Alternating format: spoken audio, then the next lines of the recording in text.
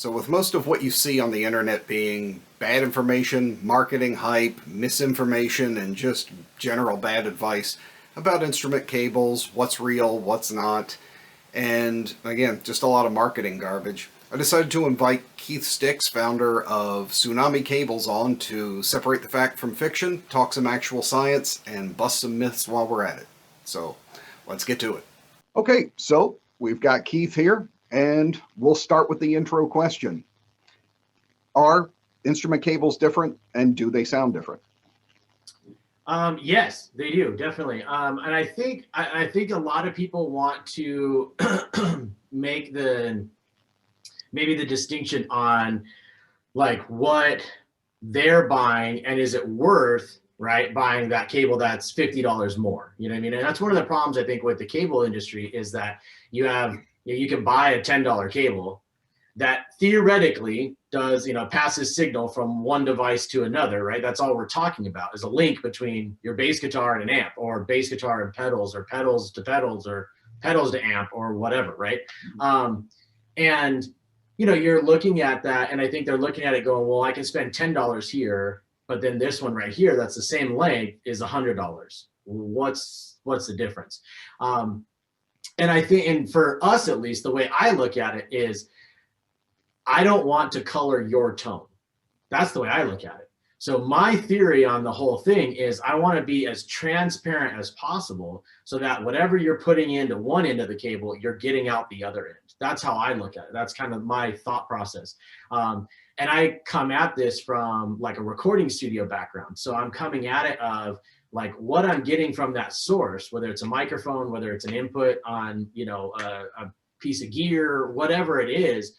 I want that. I'm using that microphone. I'm using that piece of gear because I want to hear that piece of gear. I want to hear that microphone to that source or whatever it is. So I don't want to put a cable in line that's going to color that tone in any way.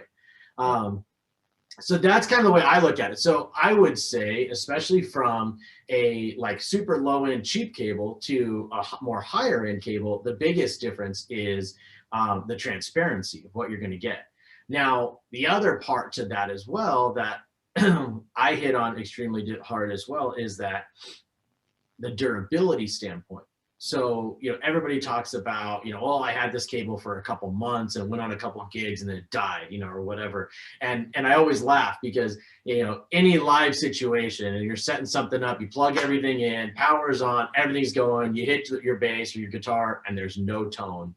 The first thing everybody does is the cable.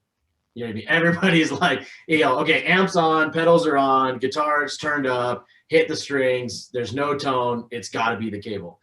So it's always like the scapegoat for everything.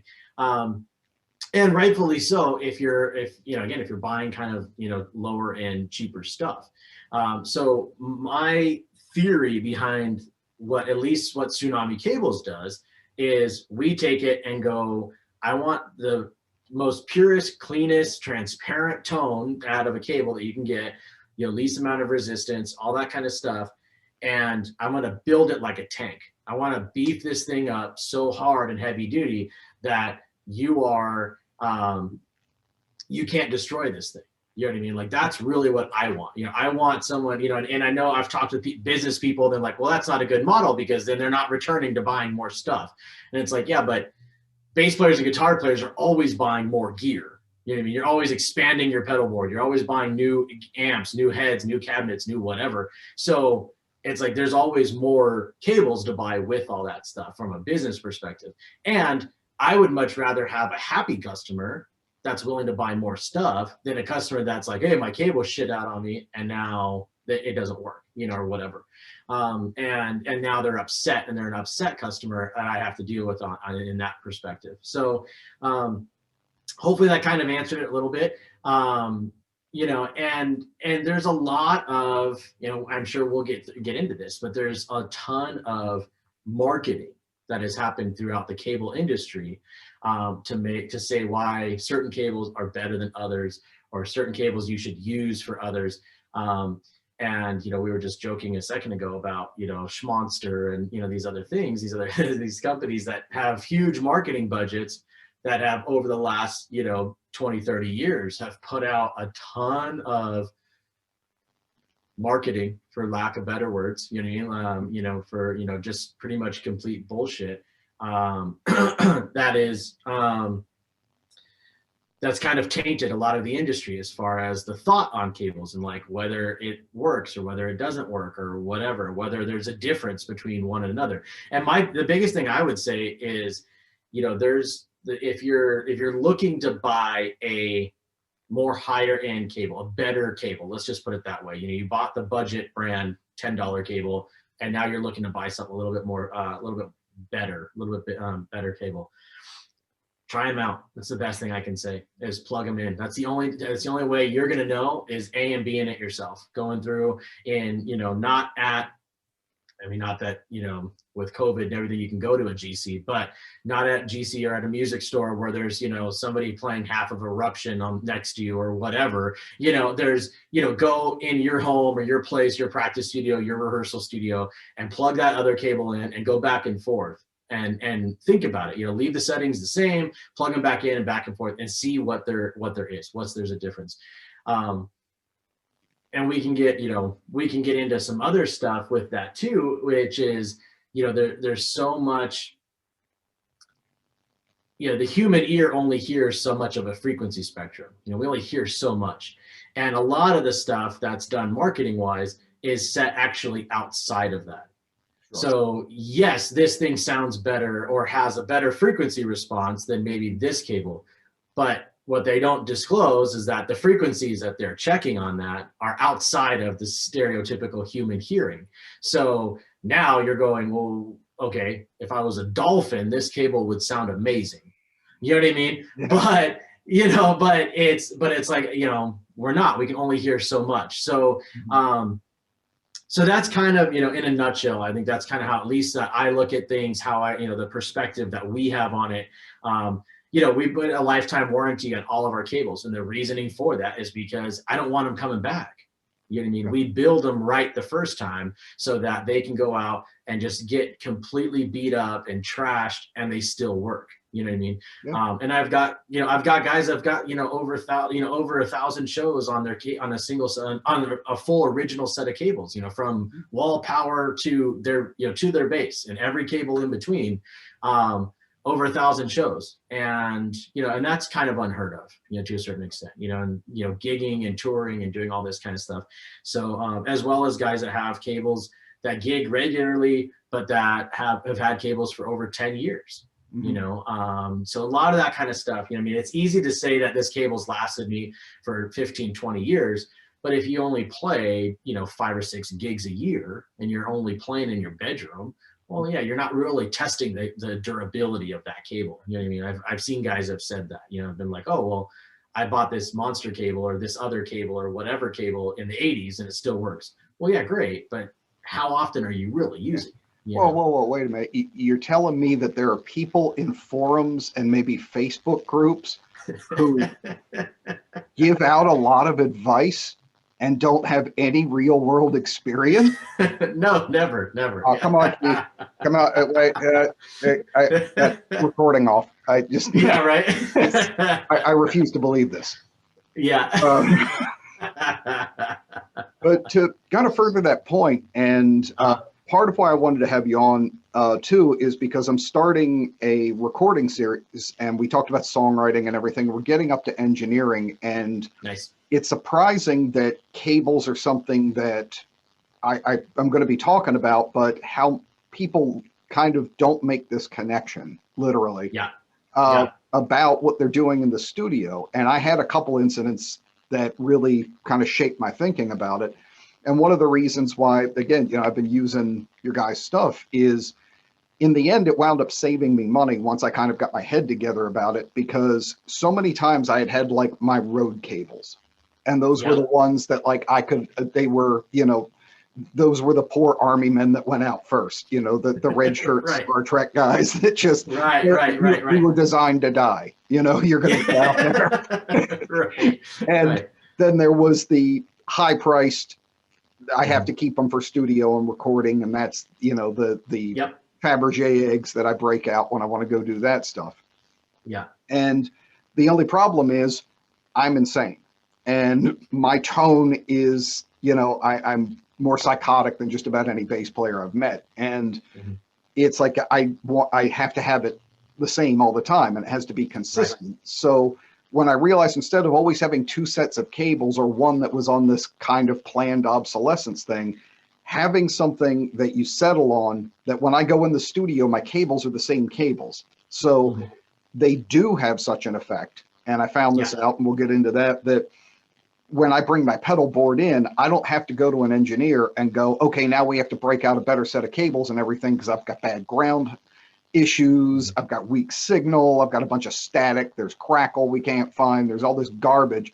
So I either have to give up using my rig, or I have to completely recable it with this person and set up all their stuff. And then my tone's different. And then I got to figure out how to compensate for that. It's like, I want the ironclad bolted to the board rig. When I play live, it's the exact same thing I'm doing in the studio, and it's on all the time, and I don't have to touch it. And that became a real important thing to me.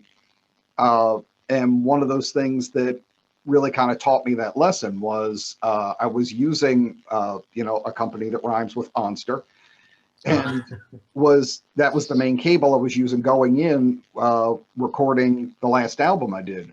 And it just died. Like nothing really happened to it. I don't know what the hell it was, but it just developed some kind of kill right at the head. And I kind of freaked out and was like, oh Christ, now, you know, everything's going to sound different. And yeah, it does make a difference. And we'll get, like I said, get into that in a minute. And I just wound up having to run out, and literally the only place that was open that still had like any kind of cables was like this little around the corner audio shop. And I just prayed and got one of these $10 no-name cable kind of thing. I came back, plugged it in, started tracking, and it sounded better. And I went, that's horrible. What?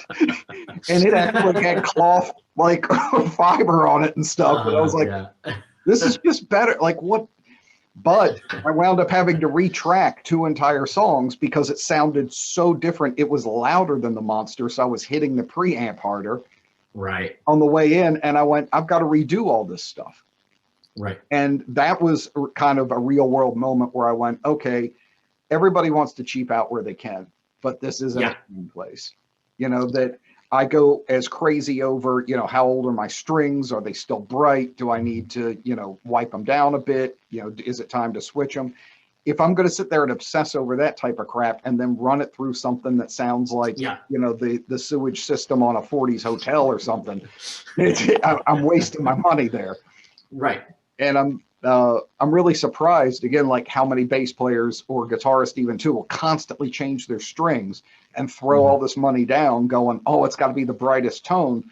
But then, you know, cheap out on that end. Well, and I get it all the time where it's like, you got, you know, I mean, I look at it and go, okay, you know, round numbers sake, how much are you spending on a bass or a guitar, right? So let's say $1,000. How much are you spending on your rig, you know, an amp and cabinet? Let's say $1,000. You know, pedal board, you got probably $400 or $500 easily right there, depending on what you're using. Obviously, those numbers, I'm just using round numbers, but I mean, you're talking $2,500 right there. And then you're going to run that whole signal and everything you're doing with, you know, $20 worth of cables. Yeah, it's like, that doesn't, to me, it doesn't make sense. And it's like, and I've asked guys that, it's like, well, what guitar do you use? What bass do you use? Oh man, I got the, you know, whatever, the greatest, best thing that's ever, you know, the newest, brightest, shiniest with flames, the whole thing, right? And it's like, okay, great, but you're still using a $10 cable.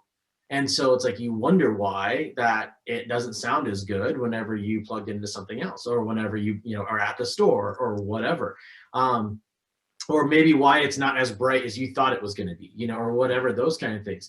And I get it. One of the things that we get probably the most as a comment is, you know, I used your cable and now I had to redo my EQ settings. And not in a like, oh, I've got to add more bass, I got to add more this, I got to, no. It's, I was already adding all of this stuff initially because the other cable was taking a lot of that stuff away. And now yours is so transparent and giving me what I was putting in it, that now I don't have to boost all that stuff. Now I can take all the EQs and make them a little bit more flat, or roll some of that stuff off. Instead of boosting so much bass and so much treble, I can pull some of that back now, and and let everything breathe a little bit more, because I'm getting so much more out of it. And on the other side, and this isn't a pitch to sell more cables, but it's a chain, right? Your signal, we talk about the signal chain, and it's everything from, in the audio world, we use like the source, whether that's a drum, or whether it's a vocal or a guitar or a bass, right? Or anything else. The source to, nowadays, the computer, right? So it's like everything from top to bottom across that board. And so for you, bass going in, from the bass into the pedal board, through the pedal board into your head, from the head to the speaker cabinet, and it's all of those, and every single cable that's attached to that will affect your tone. And really, what a lot of people don't realize is it's like you're adding a moving blanket to your cabinet. It's like putting that on. And whenever you put a good cable through it, that's going to allow you to have that, breathe and be able to open that kind of tone up and be very transparent. It's like taking that moving blanket off. Yeah. You just have this kind of breathing ability where the amps can breathe and that kind of stuff. And the other thing is that, especially if you deal with vintage gear, you're dealing with, older stuff, tubes, maybe, wiring that's, very low gauge wire. So it's really thin and small. Grounding probably might not be as great. That's going to have a certain amount. I mean, you plug into an old, Fender Deluxe or Fender Twin or something like that, those things have a certain amount of noise regardless. You just plug it in and it's just, making noise before you plug any instrument into it. So, you're adding, and yes, that might be part of the vibe, right? That might be part of why you use that amp, is because you want that kind of, over gain, saturated kind of sound, which is great, but you don't want to be adding anything more into it. You know what I mean? You don't want to affect that anymore. And really, you want to make sure if that's what you want, that's what you get, then that's all you're getting, that kind of thing. So, yeah. And I think, again, on the studio side of things, because you're listening so closely to that tone, and you're not, and it's a little bit more precise, if you will, than maybe at like a live gig, you definitely hear the difference for sure. I mean? It's hard to maybe, you would know, the audience probably wouldn't know at a live gig between one cable and another cable, but you would know, and that's the important part, and that adds into your performance too. What I wanted to kind of get your thoughts on a couple of things are definitely some of the marketing gimmicks, or what you think are some of the voodoo things, and I have my own. Yep. And then also the kind of what things you think actually do affect the tone in a cable. So I figure that kind of will wrap up the Mythbusters section of the thing. So yeah. Especially, and I'll start with like gold connectors. I always hear about I was thinking these. Yeah. What do you think about these type of things and some of the other marketing gimmicks that just are crap? Right. So the way that whole thing came about, at least in my understanding and the thought process, is that, is gold a better, conductor of electricity than copper? Yes. The answer is yes of that. But the difference, though, that you have to think about is that when you have, and I just so happen to have a cable here, on an instrument cable, if you have a gold connector, it's just gold plating.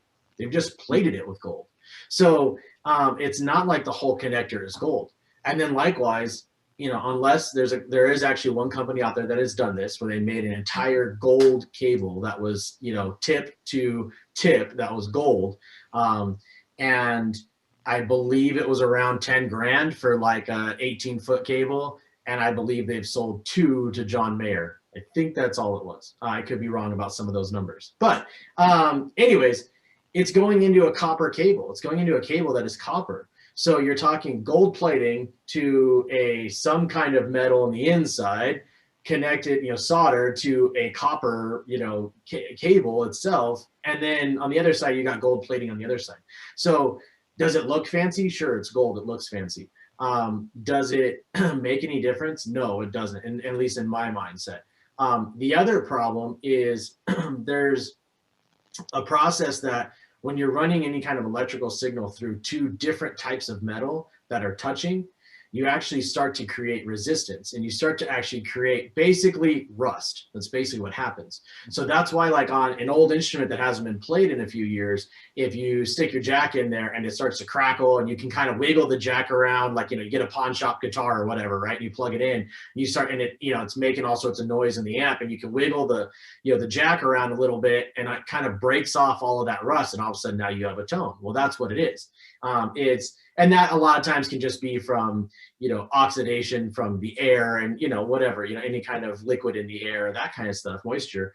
But that also happens when you have, say, gold plating on something that's not gold plated, and you leave it in a lot. That'll actually help to create that as well. So we don't do like the the gold connectors and that kind of stuff. I don't really, like I said, I don't believe in it. I've had people ask for it, and there's always a huge upcharge to it because I have to go buy just those connectors for them. And they always get the same, they always get the same, from me at least, they always get the same spiel about, that it doesn't make your tone any better. If you want it because it's a look thing and you want, gold connectors and look fancy, great, fantastic. But yeah, it doesn't, I would be hard pressed to anybody to tell me that they could take one cable has gold plated and another one and be able to even hear a difference. And again, I think that's when it comes to a lot of the marketing. We can go into a couple of the other individual things too, but I think at the end of the day, we're talking about something that is very subjective, which is tone. Right? I mean, what you think is great tone, what I think is great tone is probably similar, but it's probably different as well, and maybe what you think of a great tone, even if it was, say, an instrument that's not necessarily our normal instrument, like if you're thinking about guitar tone and I was thinking of guitar tone, our tastes are going to be different. So what you really like and think is great tone might not be what I like, but it doesn't mean it's not good. Right? It's just two different things. So I always kind of resort back to that with artists and with players that are, concerned about, the cable and why they would spend so much money on a cable or anything like that. It's like, well, what is it doing for you tone wise? Tonality, that's the name of the game. We're all a bunch of tone junkies trying to, find that holy grail golden tone, And so, if this is one step closer to that, then it's worth the investment. That's how I look at it. And like you said, consistency, being able to have that tone live and then go into the studio and have that same tone and not have a difference. That's a huge deal, Yeah. So hopefully that kind of answered that, at least on the gold side. Yeah. So, and so another one on there, and I don't know if this is as much a myth, but something that people's opinions on how you defeat it or things, I think gets into kind of garbage area. What about cable length? I hear a lot of stuff about like, if it's, once you go past 15 feet, it goes to this type of thing, or past 25, it does this. And you'll even see like wireless systems that, you can click to imitate, well, if you want it to sound like a 15-foot or a 20 or a 25, I'm like, how about just sounding good? Yeah. Where's the good knob? Can I get that one? Yeah, right. Yeah, hit the good button. Yeah, exactly. So this is the way again that I go towards that question is shorter is always better. Mm-hmm. And the reason why I say that is because the longer length you get, especially now we're talking just instrument cables here. On instrument cables, the longer you go, the more relative capacitance as well as resistance you're going to have in the cable. So if you're going for a 30-foot cable and then you plug in a 10-foot cable, it's going to sound different. The cable would sell, even if it's the same, if it's a Tsunami cable that's a 35-foot cable to a 10-foot cable, there's going to be a difference in sound. Not a lot, and it's not going to necessarily be like it won't necessarily be per se an EQ type thing where like, oh, I'm losing my highs or I'm losing my lows. It's not that. It's more of a volume type deal where you're like, oh, this one doesn't have as much punch as this one does. So I always suggest going as short as possible, especially if you're in the recording studio, because that's really where Not that live shows don't matter. I'm not saying that, but like, you know, like I said before, when you're really minute, fine-tuned listening to your tone and what's going on, you know, and also too, I mean, someone who's recorded a lot, when was the last time you needed a 25-foot cable in the studio? Exactly. Most of the time, you know, for a Usually bass when the engineer player. smells, but you know. Right. Yeah, right, exactly. Yeah, you're like, I'll be in studio B while you're in A. Yeah. So, but yeah, you know, I mean, other than that, it's like you're a lot of times within, you know, sitting right next to the engineer, sitting right there in the control room, you know, playing your bass. Even if you're in a live room, you know, they're normally running it to either your head and their mic and that, or whatever it be. You're fairly in proximity, very close to it. So I would always say for studio stuff, try to go with like a 10-foot if you can. Again, just because it's shorter, that's the only thing. For us, I always say 30 feet is where you can start to audibly hear a difference. So at 30 feet, now, is there a difference between, say, a 20-foot and a 10-foot? Probably, and especially in a studio environment where you're really fine-tuned listening, you have really killer ears, like you've got really finely tuned ears. Yeah, you might be able to hear a difference between that. Like I said, that kind of goes back to the shorter is better. But if you're talking, you know, live and you need a long cable because, you know, you're not running a wireless system, let's say, and you want to go through, you know, you're running around the stage and whatever, and you're playing on large stages, then I would always suggest to not go much more than 30 foot. And if you're going to be going more than 30 foot, you should have some kind of signal boost or something like that, like on your pedal board, for instance, you know, running it into some kind of gain structure. And again, if you're running into distortion or gain or some kind of, some kind of pedal that's going to give you, you know, some boost of, you know, power basically into the pedal board, then going to the head, well, then that should take up for it. You should be okay with that, you know, that kind of thing. But again, like I said, if you're relating it to a smaller cable, like a 30-foot to a 10-foot, you're going to hear a difference, you know, that kind of thing. So I've seen like a number of companies that go, oh, you know, we use this special, you know, Louisiana hot sauce or whatever it is on our cable. And the way we create it makes, you know, the 30-foot cable not have that loss or not have this type of thing. And I've always looked at it and gone, how are you literally breaking the laws of physics and cutting down resistance? Yeah. Like that just seems like crap to me. Yeah.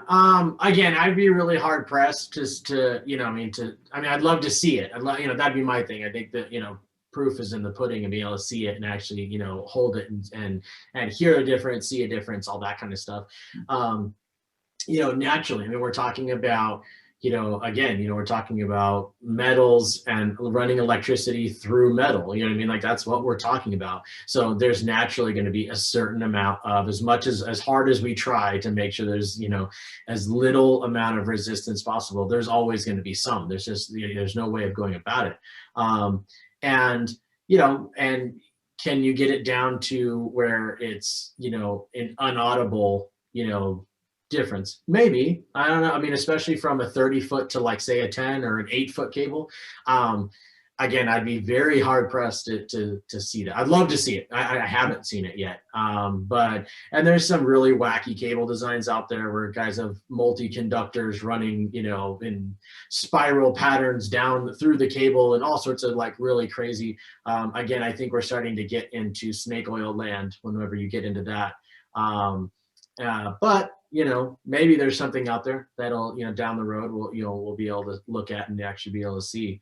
But as far as my knowledge goes, I haven't seen that yet. So, and that was kind of always my thing of that was why, you know, at least live, I went to wireless and made sure all my other cables were solid. It's like, because I do a lot of running around or I'm at a distance.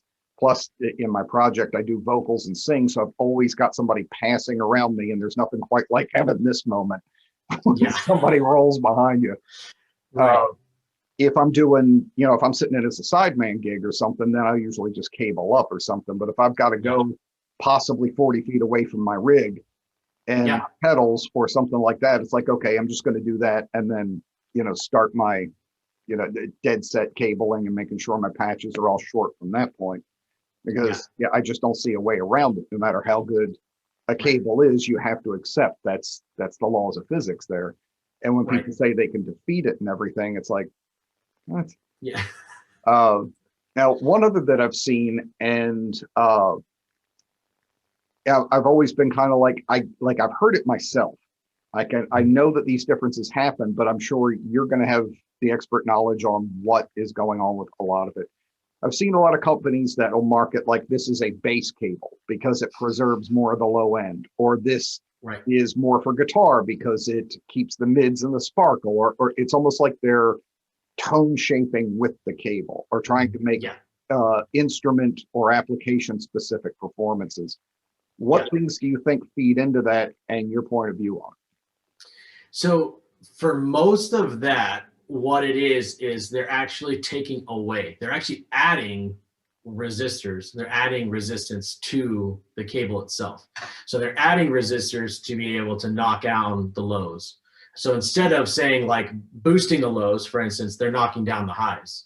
So they're knocking down the highs, which then makes you feel like, oh, look, I've got all this bass in this cable. This cable is giving me all this extra bass. Well, in reality, they're actually almost EQing your cable. Mm-hmm. So the problem that I have with that is, first of all, that's not the cable's job. That's the EQ's job, on either your bass or on your, pedals or on your head itself, right? And for me, it's like, okay, well, who's to now say that during one of your songs, you want to hit an octave pedal and jump it up an octave and play something really high up on the bass and play some kind of melodic line or whatever, that's going to put your bass tone now into that mid-high range spectrum where maybe a guitar would sit. And now all of a sudden this cable is just knocking that down, right? Yeah. So in my mind, it's kind of like you're adding more things into this whole situation to actually go wrong. Mm-hmm. And that's how I look at it. I look at it in that perspective of, to me, and then likewise, as musicians, we get called a lot of times to do a lot of gigs that are outside our normal thing. You know what I mean? Outside of, with you for, metal and hard rock and that kind of stuff. If you get a jazz gig, all of a sudden that you're going to sit in and play a jazz gig or play some kind of, whatever top 40 thing or something different, well, the tonality might be slightly different from that to another. And I've seen like the rock cable, you know what I mean? And like the, blues cable and the, whatever. And it's like, so wait, hold on guys, I got to change my cable. We just played a new song. It's going to be in the jazz realm. So let me just move my cable real quick and plug this other one in. It doesn't make sense to me. I just think it's another snake oil thing that they're trying to just make more sales. I'll take the same cable and put a different packaging and say bass on it, and then put another one that says guitar, and then another one that says, but it's all the same cable to a certain extent. And they might be, they're more than likely they are adding resistance to the cable in that same realm of being able to do stuff. So I would stay away from that stuff. That would be my comment to that. Mm-hmm. The other thing, it kind of jumps into another thing, and again, to me, this goes right back to tone, is there's a lot of companies that have gone with the directional cables. So there's cables that say like this end is supposed to go into your bass and this end is supposed to go into your amp. Never switch them around, and it's like, to me, your face just went blank. I love it. Now, there is some kind of idea on the way the metal like molecules line and certain things like that. They're better going one, like electricity flow going one way than going another way. Okay, sure. My thing is take the cable and plug it in. Then take it, switch it around and plug it in again. If you hear a difference, then guess what? Use it that way. I don't think you're going to hear a difference, but that would be my comment to the whole thing. And I'm sure there's somebody in the comments that's gonna, well, wait, blah, blah, blah, blah. Sure. Okay, fine. Mm-hmm. But like I said, if you hear a difference, because again, that goes back to the tonality vibe. If the tone is saying that this sounds better this way, then that way, well, then mark one in that says bass and the other end that says amp, and then go for that. You know, I mean, that's, you know, if that's how, if you hear a difference, by all means, it's your cable, go for it, you know. They're effectively charging you more for the IKEA stickers that go A and B, so you know Right. ones that go. Right. Yeah, exactly. So yeah, that's that, you know, there's again, there's a lot of stuff out there that's marketing wise, that is kind of and again, I think you know, we have to thank you know, Schmonster for that, and you know, and what they've come up with. And you know, and again, I mean, they're a big business. I mean, I know they're not doing very well now, but you know, they were a very, you know, large, very huge business. And when you get that big, you know, you start dealing with, you know, marketing firms and different things, and more than likely, I hate to say this, but more than likely, people that are not musicians that are now trying to sell the product. And I refuse to believe that. Next, you're going to say the recording industry's full of that stuff too. Again, I'm going to have to shut you down again. Canceled right now. Yeah. Canceled. Exactly. Deplatforming your cables. Yes. Love it. I love it. So another one I've heard about, and I've actually had this argument with somebody, is the outer shell or the insulation. Which usually you get that kind of PVC rubbery type of coating versus like you use the cloth exterior type of thing. And they say that this can affect the sound. So affecting the tone and the sound of the cable, no, I can't imagine that would do anything because it's not connected to anything. You know, I mean, it's, you know, so on an instrument cable, on a microphone cable, you have what they call the shielding of the cable. And so that's inside of that rubber outer jacket. And that's typically what you lead to ground, right? That's typically your ground cable or your ground wire. So for us, you know, we use what's called a braided shielding. So it actually has a bunch of strands of wire. I almost wish I had one taken apart, I could show you. But anyways, the inside, you have the center conductor that is your signal, and outside around that, you have this metal braid kind of weave that goes around it. It's very similar to the outside of our cables, right? I don't know if you can see that, if it'll focus, but it's kind of similar to that. So actually, here as well, you might be able to see. Oh, look at that! There we go. Gorgeous. Yeah. So yeah, thank you. Very similar to the outer braid that we have on ours.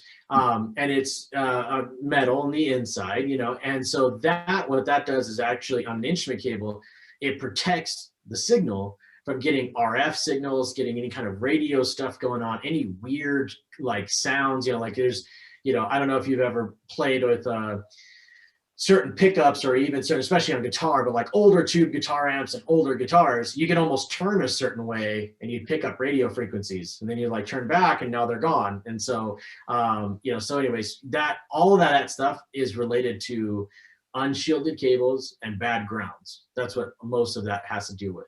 And what happens is with a cable, that signal is getting picked up via radio frequencies and getting sent through the cable, put into the amplifier, and the amplifier is actually amplifying that signal. That's why you're hearing it.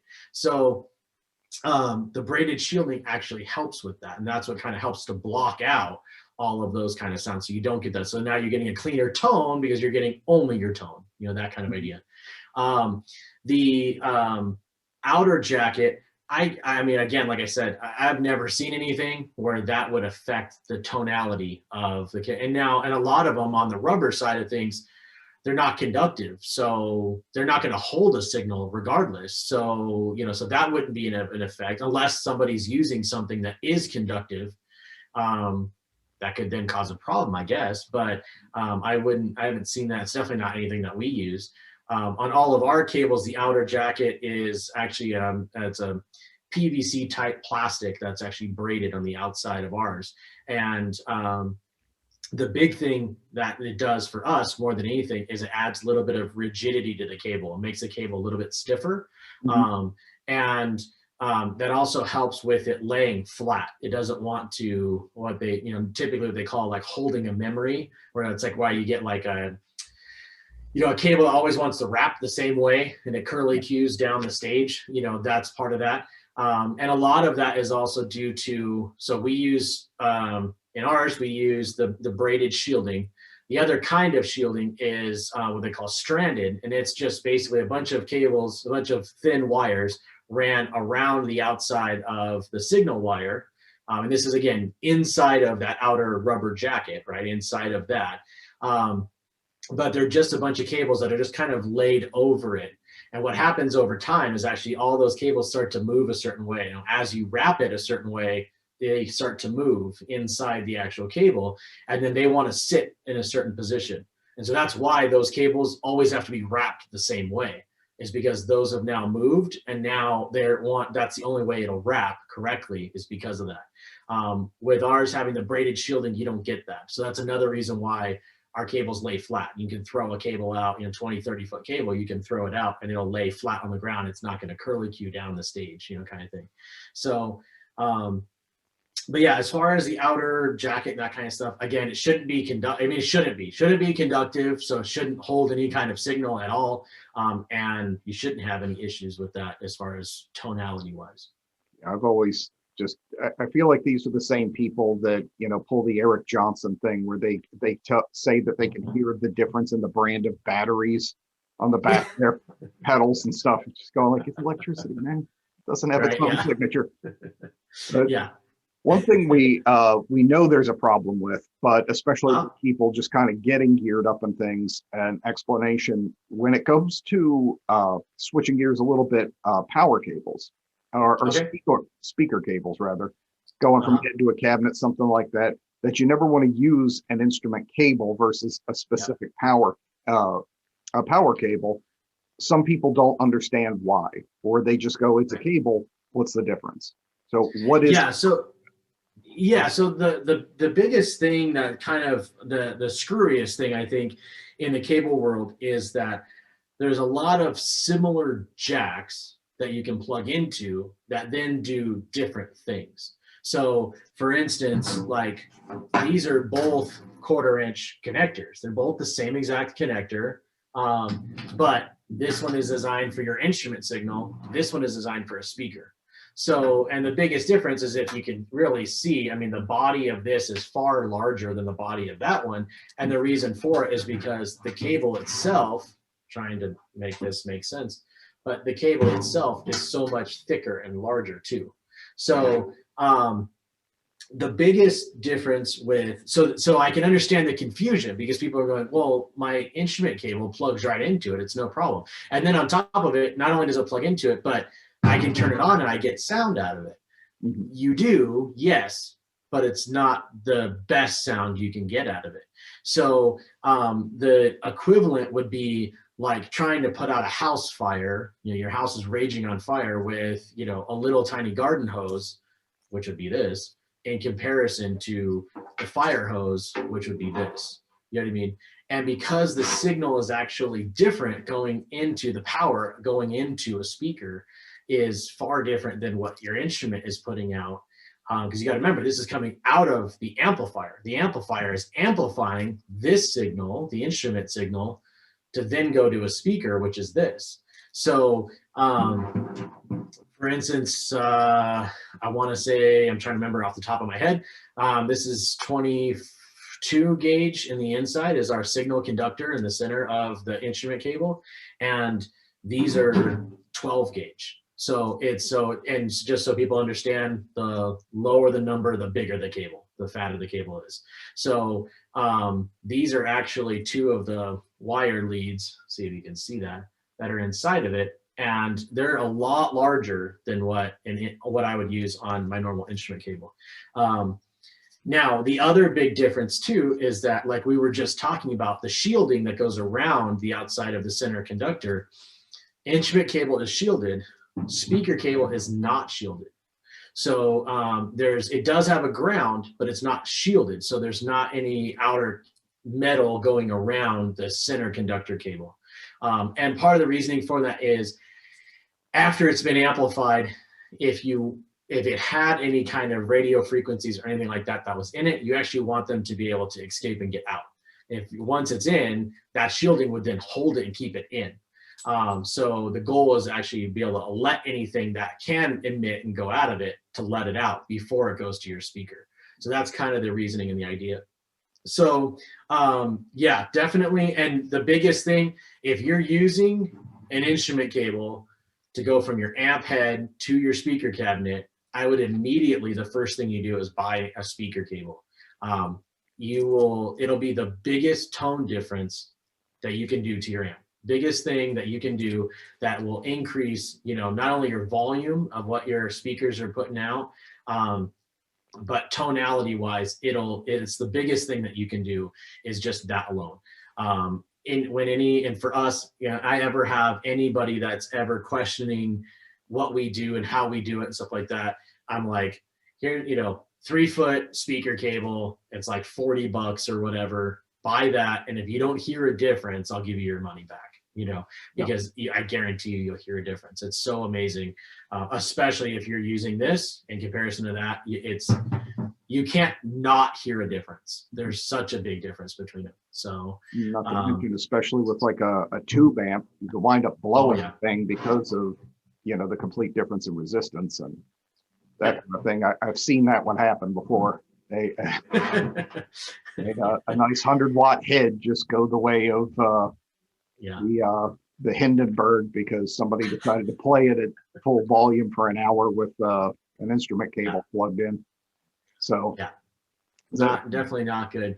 And then the other thing you kind of mentioned a little bit was power cables. So for us, and this is kind of an interesting thing. So I'm a huge proponent of listening to my artists, listening to the family and what they need and what, as being a musician myself, listening to my musicians and going, hey, we need this, can you make something that does this? Can you fix this problem I'm having? That's always a huge thing on my end to try to make happen. So one of the things that we kept getting a lot of questions about was power cables. And at first I didn't want to go down that route because I'm like, well, if something happens and now all of a sudden your amp blows up and then you've got like, what was it, White Snake or whatever, like blew up half of the, I don't remember who it was, but somebody, some band or whatever, lit a big, things blew up and fire everywhere and it was bad, right? And so I didn't want to be responsible for anything like that. Sure. So we started looking into it a few years back, and one of the biggest things that we were getting was guys were going, I need a longer power cable. The power cable I have that was supplied with the amp is only like 6 or 8 feet. And then I have to run like, an extension cord from there to the wall or whatever to the, whatever it be. And so initially the idea was we'll make you guys something that comes in like 10 and 15-foot lengths. So they're longer than the standard cable that you would get with your amp to be able to work. And so you can just go directly to the wall or, it would work out better. It wouldn't be just this little tiny cable. One of the things that we found out, and again, I wasn't thinking that it would actually affect the tone at all. I really didn't think it would. What we found out is that with especially tube amps, this helps out tremendously. And the big difference is that it really allows the amp to breathe and not have to work as hard.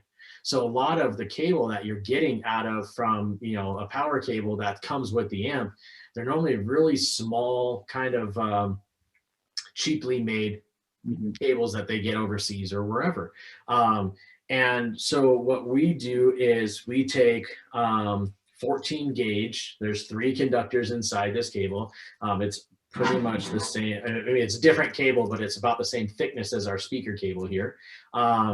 This one actually is for a product that we're working on right now that has it's a power con. It's not an IEC that would go to the back of the amp. It's like a speak on type connector, but it's for power instead. Similar concept. You plug it in and turn it and it locks, and then you have to push the little yellow guy down and then pull it out, twist it and pull it out. But anyways, to a standard, 3-prong grounded plug, so that was kind of the initial idea, was just to be able to do a longer one.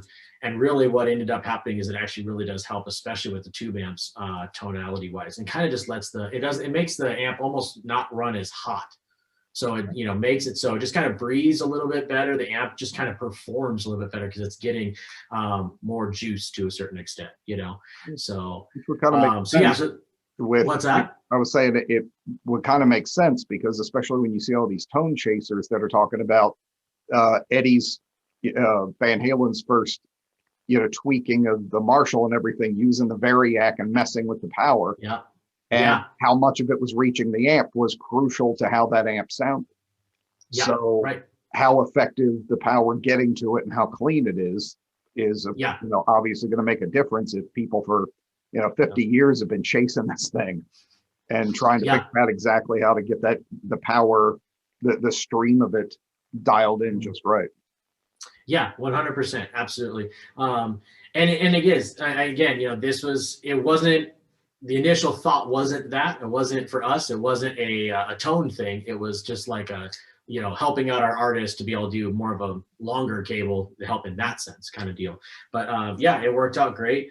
And yeah, we make them with the IEC connectors, all that kind of stuff. So they'll plug into your standard amps and everything else. And so yeah, so we can definitely do that. So hopefully that kind of answers the power question. Yeah, definitely. Cable question. Yeah. So yeah, I think we've pretty well covered kind of the Mythbusters section and everything and how that goes and all.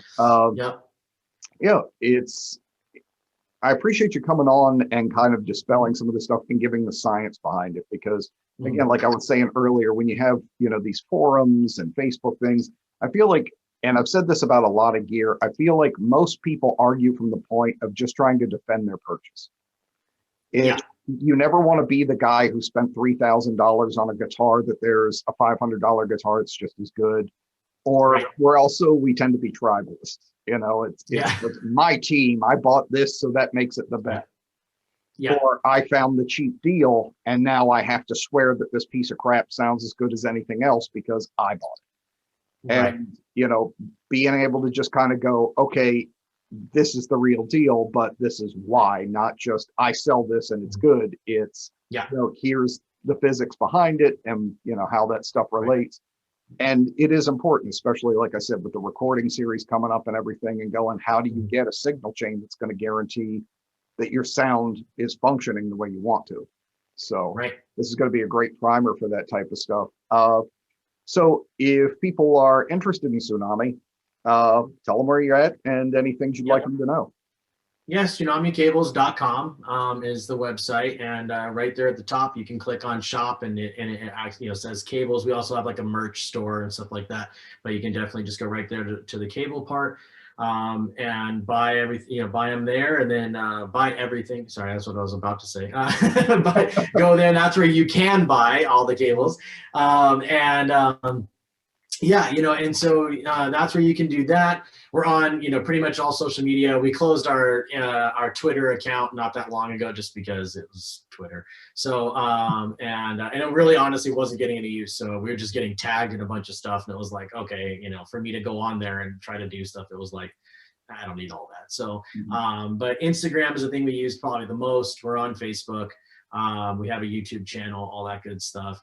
And yeah, the website's a great place to go check stuff out. A lot of reviews, a lot of videos, a lot of stuff on our YouTube channel, so you can definitely check that out as well. The big thing, again, you know, and before I kind of pitch my company, one of the things I want to say is that there's a handful of companies out there that make really good cables. So, you know, go out, and if you're buying the cheap budget stuff and you're interested in getting a better cable, there's plenty of cable companies out there that make good stuff. Go out there and just look, do some research, look around. There's plenty of, like you said, there's plenty of forums of people telling you what not to buy, and just, you know, find something that is of better quality. Not always are you going to find, you know, the most expensive thing is the best thing, just like in all things, right? The most expensive car doesn't mean it's the best car. So, you know, so yeah, go out, take a look at some stuff, and you know, again, like I said, buy it and A and B it, you know, try it back and forth. You know what I mean? Worst case scenario, you can resell it and, you know, maybe you lose $5 or $6. Not a big deal. You know what I mean? You know, you can, you know, if you've only used it really once, you should be able to sell it pretty close to what you bought it at. And maybe you're out $10 in some shipping or something. Not a huge deal breaker to be able to at least try something out and get an idea. But yeah, and then as far as we're concerned, all of our cables are lifetime warranty. And so basically on our end, what that means is that if the cable ever breaks due to something that we've done, so manufacturing, it stops working, like you said, that monster cable you had that just stopped working. If that ever kind of happens on our cable, you can send the cable directly right back to us and we'll either fix it or supply you with a brand new cable and ship it right back out to you. So that's on all the cables we do. So every cable that's out there, that's ours, that's an option. And that's actually too a certain reason why, like this year, we're going to be coming out with MIDI cables now. That's going to be a new thing for us. That's one of the reasons why we've held off on doing MIDI cables for so long, is because the idea of doing, having it lifetime warranty, there are certain things that I was kind of waiting to be able to get and use and try that was on the MIDI realm, that because those cables are so cheap and so easily replaceable, trying to find really good cable, find really good connectors, all that kind of stuff wasn't the easiest to be able to do. So, so we're at that place now. So we're going to be doing and releasing those pretty soon. So that's going to be a new thing for us, which will be cool. We have all of our cables, even if it's a black cable, comes wrapped in our in the plastic that I was showing earlier. All of them are wrapped, even like I said, even the black one. You can get some really kind of crazy colors too if you like. You know, I know you're partial to the Black Widow. Yep. Yeah, which is love awesome. That one and that connector still. Yeah. Yeah. Yep.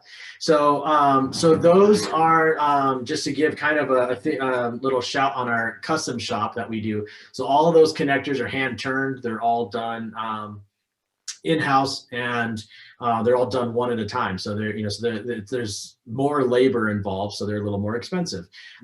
They're 100% cosmetic. I have no problem in saying that. I'm not going to tell you that because you put a wood thing on the outside, it gives you better tone. It doesn't. It's cosmetic. It's 100% just the way it looks. And part of that, again, is, you know, we're musicians. We're, you know, I mean, if you didn't care about the way things looked, you wouldn't have the cool background behind you. You know, you wouldn't have, you know, you would. Right, you know, so that's part of it, you know what I mean. And you know, we would all just have, you know, like Henry Ford would say, you can have any color you want as long as it's black. You know, that would be, you know, every guitar would be black, you know, everything, if we didn't care or the way things looked. So that's kind of that realm, you know. I love, you know, hot rod culture, hence the rat fink and, you know, my, my Mercury I've got on my arm. But, you know, it's like, that was all part of it. It's like kind of the custom culture of being able to do something totally different, outside the box, unique and one-off to you, because they're all handmade individually, and there's not a single one out there like the one that you have. You know, it might be similar colors, whatever, but it's not exactly the way yours is. So yeah, so we do all those. We work with a handful of builders too, that if you get a custom instrument from them, you can actually get the scrap wood from what they built your instrument with and ship it to us. And then we make a cable out of that and we can send it to you. So there's a couple of different builders that are cool that we do that with. And then we, you know, like I said, we're constantly sourcing and getting wood and getting, you know, doing our own resin molds and our own resin stuff. And you can get hybrid blanks where this is like a resin and a wood mixed together. You know, we do a lot of stuff like that. And again, it's all just personal preference, personal choice. And, you know, same thing with the color. It all works the same. You know, the colors, there's not a color that works different than the other ones. They all work the same. As far as making it a little rigid and makes it stronger as well, because you can roll an SVT, you know, fridge over this thing and it's not gonna break, you know, which is nice, you know. So yeah, you know, I mean, that's really what we're kind of all about.